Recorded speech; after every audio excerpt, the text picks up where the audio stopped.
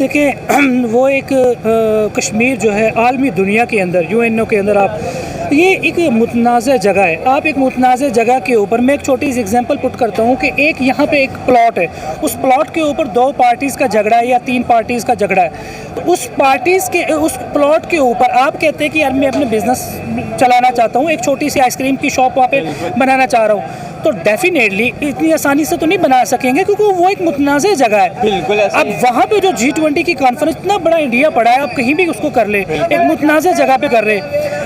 क्या दुनिया को बताना चाह रहा है? मैं यही बात कर रहा हूँ। अब देखें ना, मैं इसको मेरा पॉइंट ऑफ व्यू है, मैं इसको एक्सप्लेन कर रहा हूँ। इसी के ऊपर इंडियंस जो है ना इसी के नीचे गालियाँ निकाल रहे होंगे, इसी वीडियो के नीचे। तो कहने का मकसद ये है कि आप एक बड़ी डेमोक्रेसी हैं, आप बड़ा जहन रखें। देखिए वो अब सारे ममालिक चले जाते हैं। अब तुर्की, सऊदी अरेबिया और चाइना ने मना किया कि हम मीटिंग में नहीं जाएंगे। क्या वजह? वो पाकिस्तान ने एक तो मोनोपोली की है, इसमें कोई शक नहीं है। पाकिस्तान ने उन्हें कहा वो नहीं गए क्योंकि हम एक तो हमसाया मुल्क है, चाइना के साथ हमारे रिलेशंस अच्छे हैं, और दूसरा ये कि अगर सारे ही चले जाते तो इंडिया की पोजीशन बहुत ज़्यादा स्ट्रॉन्ग हो जाती। तनकीद भी सुने और तनकीद करे भी। ये मीडिया है जिसने हाइप क्रिएट की है, और ख़ासतौर पर इंडियन मीडिया इसमें ज़्यादा है कि वो छोटी छोटी चीज़ को प्रोपेगेंडा बना के ना और वो पेश करता है जिससे नफरतें फैलती हैं।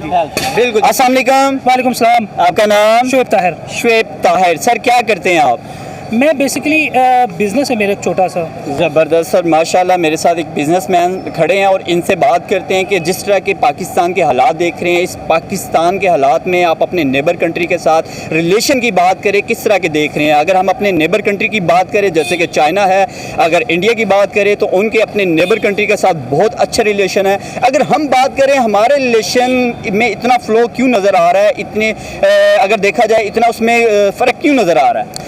अच्छा, आपने बहुत ही ज़बरदस्त क्वेश्चन किया है, लेकिन इस क्वेश्चन को मैं इसका जवाब देने से पहले 2-3 चीज़ें मैं आपको बताना चाहूँगा कि आपने इंडिया का नाम लिया। कल मैंने ना एक इंटरव्यू दिया, बल्कि 2 दिन पहले मैंने दिया। वो पब्लिक रिएक्शन शो, शायद इस तरह से उसका नाम है। हरल साहब हैं, वो आपके कुलीग्स ही हैं। फैसल नाम है। फैसल हरल। उनको मैंने जब इंटरव्यू दिया, हालांकि मैंने इंडिया की उसमें, आप वो इंटरव्यू पूरा देखेंगे ना, उसमें मैंने कोई इंडिया के बारे में कोई नफरत अंगेज़ कोई रिमार्क्स इस तरह के नहीं दिए।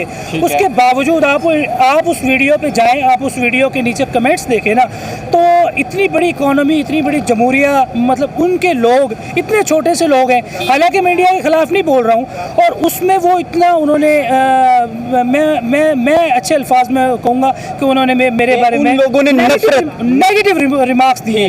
अच्छा, एक ये चीज़। दूसरी चीज़ मैं आपको एक यहाँ पे बताना चाहूँगा कि मोस्टली नहीं, यहाँ पे हमारे जो भाई होते हैं जितने भी, वो क्योंकि हमारा बिज़नेस भी यहाँ पे डेली इंटरेक्शन होती है, तो मोस्टली क्वेश्चंस इस तरह के होते हैं कि यार इंडिया तरक्की कर रहा है तो पाकिस्तान के आजकल क्योंकि हालात इस तरह नहीं है, वो क्यों नहीं कर रहा। अच्छा, उसके बिहाफ में मैंने उसको ये बोल दिया, मैंने कहा यार आप इंडिया से क्यों कंपेरिजन कर रहे हैं? आप उन कंट्रीज़ को देखें जो डिफ़ॉल्ट होकर दोबारा से खड़े हुए हैं, ठीक है ना। और वो कह रहे हैं कि जी पाकिस्तान और इंडिया एक साथ आज़ाद हुए, एक ही अंग्रेज़ों से इन्होंने आज़ादी ली है, तो इसलिए मैं इंडिया की बात करूं।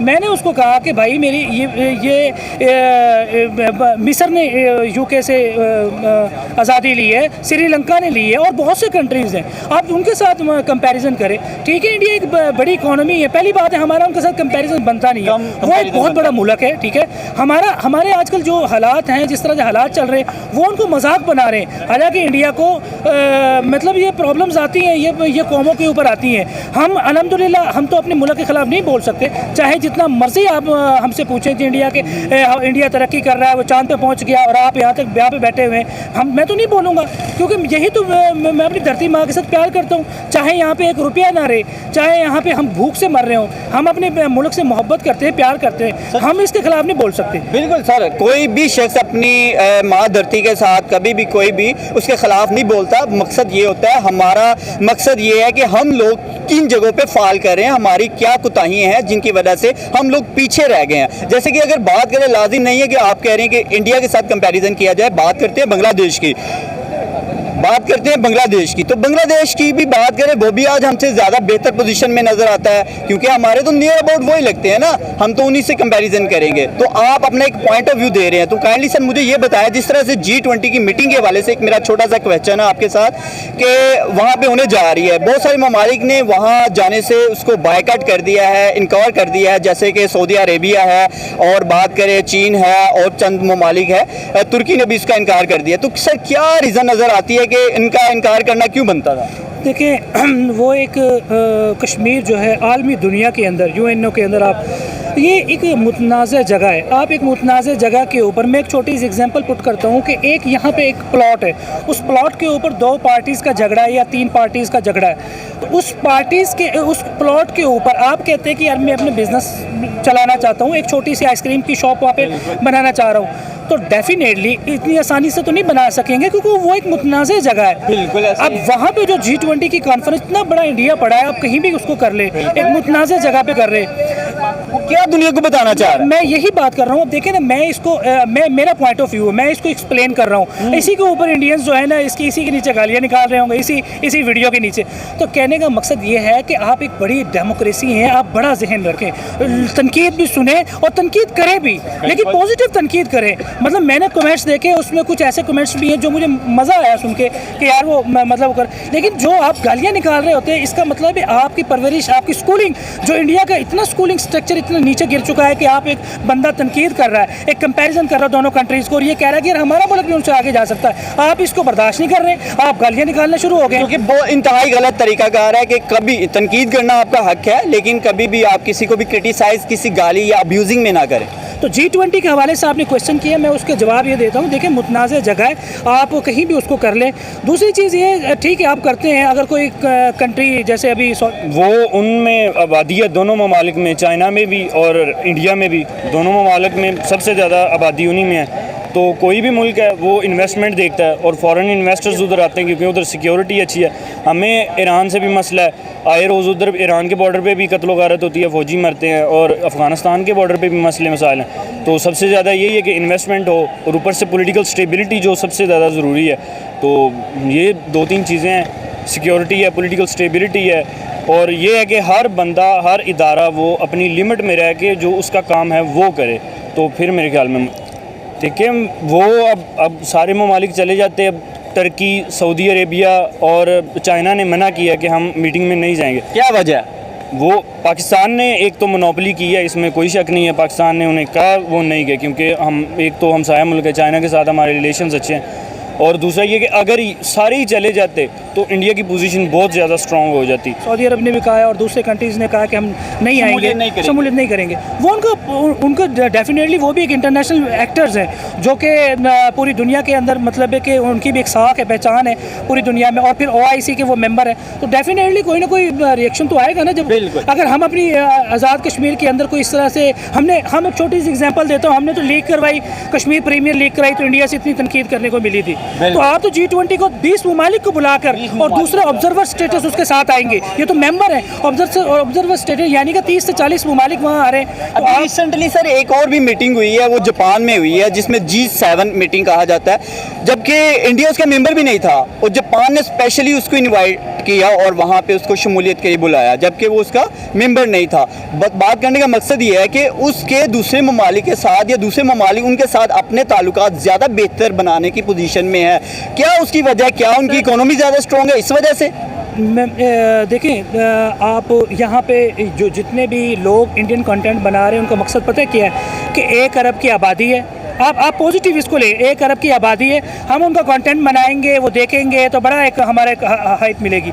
इसी तरह दुनिया देखती है कि यार वो इतनी बड़ी मार्केट है, 1 अरब की आबादी है, वहाँ पे एप्पल क्यों गया है या दूसरी कंपनीज क्यों जा रही हैं, क्योंकि एक बहुत बड़ी मार्केट है और उभरती हुई मार्केट है। ठीक है, अब बात यह है कि अगर वो उनकी फॉरेन पॉलिसी स्ट्रांग है या वो राइट डायरेक्शन में जा रहे हैं, मुझे खुशी है, वो मेहनत कर रहे हैं, आगे जा रहे हैं, अगर उनका विजन अच्छा है तो ये कोई हम ये नहीं कह सकते इंडिया क्यों तरक्की कर रहा है, ये जेलस होना ही नहीं चाहिए। हमें अपने आप को देखना है कि यार हम क्यों पीछे हैं। क्या वजह है? हमारा पॉलिटिकल सिस्टम या पॉलिटिकल ऑर्डर सही नहीं है, हमें उसको मजबूत करना पड़ेगा, हमें एजुकेशन मजबूत करनी पड़ेगी, इंडस्ट्रीज़ लगानी पड़ेंगी और अपनी डेमोक्रेसी को स्ट्रॉन्ग करना पड़ेगा। मतलब ये फैक्टर्स हैं जिनको हमें करना पड़ेगा, ये हमारे इशूज़ हैं। इंशाल्लाह इसको करेंगे और ये आप फ्यूचर में देखेंगे जिस तरीके से नौजवान अभी शऊर एक आया है और राइट डायरेक्शन में जा रहे हैं, आप ये देखेंगे कि इंशाल्लाह आने वाले दिनों पाकिस्तान का फ्यूचर भी ब्राइट नजर आ रहा है इंशाल्लाह। मैं ये कहता हूँ ये मुल्क, ये धरती जो पाक सर ज़मीन, इसमें इतने वसाइल हैं, आप यकीन लेकिन करें। इनको यूटिलाइज करने के लिए कोई सोर्सेज नहीं ना,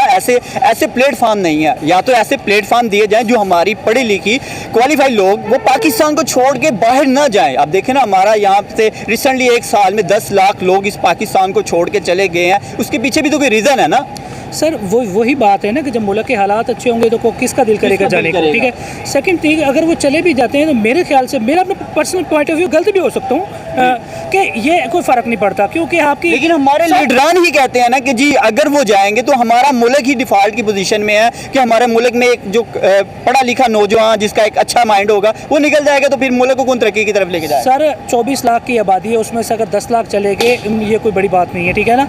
बात ये है कि हर स्टूडेंट से हम बात करते हैं, उसका यही विजन होता है कि भाई हमने यहाँ से मूव कर जाना है। देखिए ये तो इंडिया के अंदर भी आप ये देखेंगे, उनका जो पंजाब है बहुत ज़्यादा कनाडा में बैठे हुए, ऑस्ट्रेलिया में बैठे हुए, पूरी दुनिया के अंदर आपको इंडियंस मिलेंगे। ये कोई बड़ी बात नहीं है। हमारा अगर 10 लाख बंदा चला भी किया तो वो फॉरेन रेमिटेंसेस बल्कि यहाँ आएंगे तो हमारे रिजर्व बढ़ेंगे। अगर सबसे इंपॉर्टेंट जो बात है वो ये है कि हमने फोकस करना है अपनी इंडस्ट्रीज़ के ऊपर, हमारी एक्सपोर्ट बढ़ेगी, हमारे रिजर्व ऊपर आ जाएंगे, रिजर्व ऊपर आएंगे तो इंशाल्लाह यही इंडियंस जो आज तरक्की कर रहे हैं इंशाल्लाह हम भी तरक्की करेंगे। और फिर फिलहाल में इंडियंस लास्ट में मैं इनको कहना चाहता हूँ कि प्लीज़ आप पॉजिटिव रहें।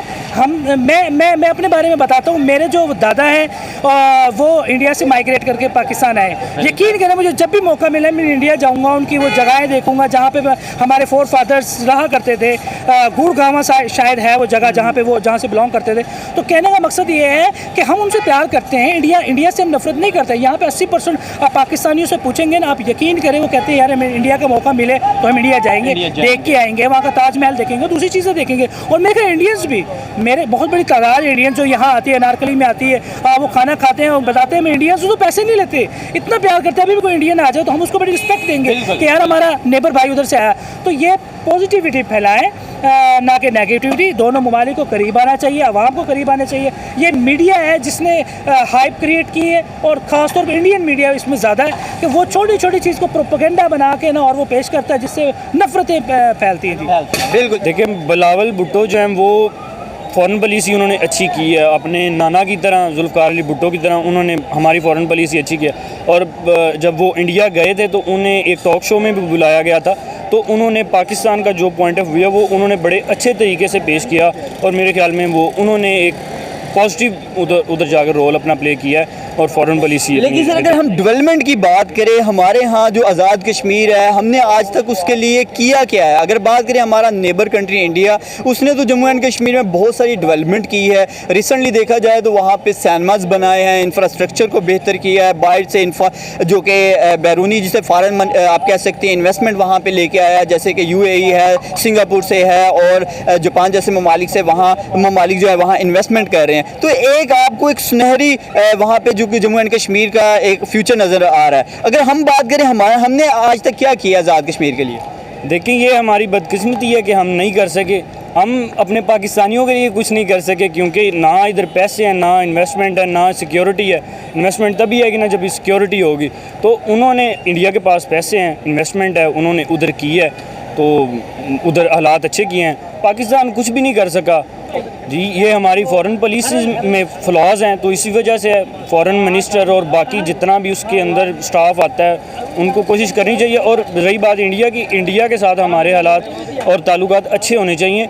ये जो सरहदों का तनाज़ा, ये शायद ही दुनिया में कोई मुल्क होगा, 2 मुल्क होंगे जिनमें आपस में ये इस तरह का कोई झगड़ा नहीं है। लेकिन हमने वो दिल में और दिमाग में सवार किया हुआ है ना, हम बोलते चलते हैं सारे मुल्क हैं वो उनकी ट्रेड चलती है। हमने काफ़ी अरसे से एक ही चीज़ को लेकर अपने जहन पे सवार किया हुआ है कि इंडिया हमारा दुश्मन है। हम दुश्मन करते करते वो आज ज़्यादा तरक्की में आगे निकल चुका है। बात करते हैं हम लोग अपनी और पाकिस्तान की, तो पाकिस्तान का फ्यूचर तो आपको कुछ डार्क नज़र आ रहा है। क्या नज़र आ रहा है आपको? आगे हालात क्या देख रहे हैं?